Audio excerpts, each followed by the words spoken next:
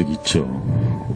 예를 들면은 어떤 계약을 해야 되는데, 이제 예를 들면 우리 미국 그 고객하고 이제 계약을 제가 주도를 했어요. 큰 계약인데 계약서 형 마음에 안 드는 거예요, 이게. 그래서 이거를 이제 나름대로 야 이거 내가 볼 때 이거는 바꿔야 되겠다. 그렇지만 그 사람이 야 뭐 이건 죽어도 못 바꾸겠다는 거예요. 그 뭐 저도 좀 성질이 있는 편이라서. 근데 고객이기 때문에 또 그 계약이 탐이 나기 때문에 그냥 뭐 고개를 숙일 수밖에 없는 그런 순간들이 상당히 있죠. 그런 측면에서는. 근데 그건 주로 고개 숙인다는 거는 사실 좀 맞지는 않는 얘기 같고요. 내가 상대방에 줄 수 있는 베네핏, 또 내가 취득할 수 있는 베네핏을 항시 협상이든지 뭐 어떤 직원과의 관계든 뭐 고객과의 관계든지 간에 저는 기업을 하면서 가장 도움이 됐던 거는 저한테 사업을 하면서 항시 쌍방의 베네핏을 추구한다는 거. 그러면 직원과의 관계도 나름대로 많은 문제를 해결할 수도 있고 또 좋은 쪽으로 갈 수도 있고 그 다음에 이제 우리 고객은 뭐 마찬가지고요. 협력회사도 마찬가지고 기본적으로 협상의 근간이 그 사람이 뭐를 원하는지를 명확하게 알고 그걸 어떻게 해서라도 좀 일부라도 들어주기 위해서 노력하는 게 진정성이 보이면은 협상의 단추가 이제 풀린다는 얘기죠. 언제 흘렸던 눈물이 가장 기억에 남으신가요? 제가 눈물을 잘 안 흘리거든요. 예, 제가 이제 감정적으로 좀 부족하다 보니까 웃지도 잘 않고 눈물도 잘 안 흘립니다, 저는. 근데 물론 울 때가 있죠. 근데 제가 기억에 가장 남는 게 저희가 이제 예전에는 주간으로 조회를 했었어요. 월요일 날 아침에 뭐 7시 반부터 한 1시간에서 1시간 반 조회를 뭐 제가 물론 일방적으로 얘기를 하지만 요즘에는 실적 발표회로 바꿨지만 한 달에 한 번씩 하면서 이제 우리가 실적이 어떻고 앞으로 방향이 뭐 어떻고 이런 걸 얘기하지만 근데 어떤 때 지금부터 한 10년 좀 넘었을 것 같아요. 한 2, 3년 전인 것 같은데 조회를 딱 하는데 갑자기 눈물이 나는 거야, 이게. 조회를 하다가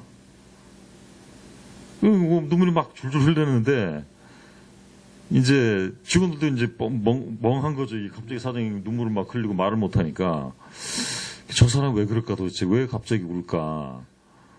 그게 좀 이해심이 많은 직원은 뭔가 사장이 참 고민이 많고 참 뭔가 힘든가 보다 많이. 이건 좋은 직원이고 이 정신 나간 사람 직원들도 있을 거고 별의 종류가 다 있겠지만 그때 사실 어떤 뭐 특별한 게 있어서 온 건 아니고 직원들을 대하고 얘기를 하다 보니까 뭔가 이렇게 감정적으로 좀 올라오는 게 있었어요. 근데 그게 이제 갑자기 아버님 생각도 나고, 뭐, 부모님 생각도 나고, 또 내가 좀 어려웠던 그런 생각도 나고, 그리고 이제, 갑자기 눈물이 나오는 거예요. 그래서 뭐 사실 뭐 지금 이게 의미 있는 시간이라는 게 아닌지는 제가 말씀드리기 좀 어렵지만, 그때 기억이 제일 나요. 제가 울었을 때인데, 예, 기억이 남는 거죠. 아무튼 뭐 이 일을 뭐 둔다기보다는. 페이스북에 올려드리도록 하겠습니다.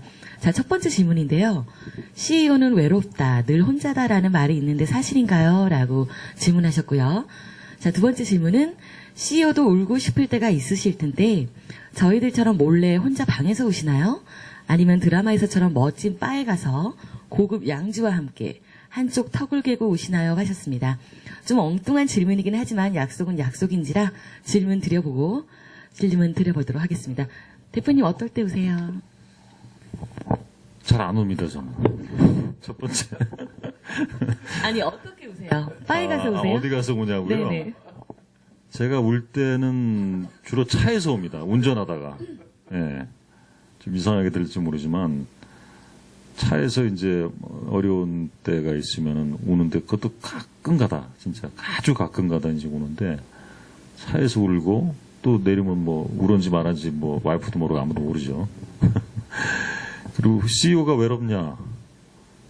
외롭다고 봐야 되겠죠. 아무래도. 왜냐하면 이제 어떤 의사결정을 할 때 물론 멘토를 잘 가지고 계신 CEO들도 있어요. 주변에 네트워크가 잘 돼 있어서 자기 선배라든가 뭐 또 아시는 분들한테 야, 내가 뭐 힘든데 뭐 한 집 밥을 먹으면서 물어볼 수도 있고 뭐 이렇게 되는데 저는 워낙 그 미국에 유학할 때부터 혼자 많이 있다 보니까 이 멘토 활용하는 걸 잘 못했어요. 그러다 보니 거의 혼자 생각하고 혼자 결정하고 필요하면 물론 우리 직원들한테 물어보죠. 뭐 임원들이나. 근데 그 이외의 네트워크에다가 제가 뭐 고민을 뭐 얘기하고 물어보는 적이 거의 없기 때문에 아무래도 외롭다고 봐야죠. 외롭다고 봐야 되고. 근데 그 외로움이 뭐 감당 못할 정도는 아니니까요. 저는 뭐 그게 뭐 큰 문제는. 벌써 마지막 주제인데요. 마지막으로 열매입니다. 나와 너를 위한이 아닌 우리를 위한 결과란인데요. 사람이 일생을 마친 뒤에 남는 것은 모은 것이 아니라 뿌린 것이다라는 말이 있습니다. 돈을 어떻게 버셨어요? 얼마나 버셨어요가 아닌 그 위기와 시련들을 어떻게 극복하고 또 이겨내셨는지 궁금합니다.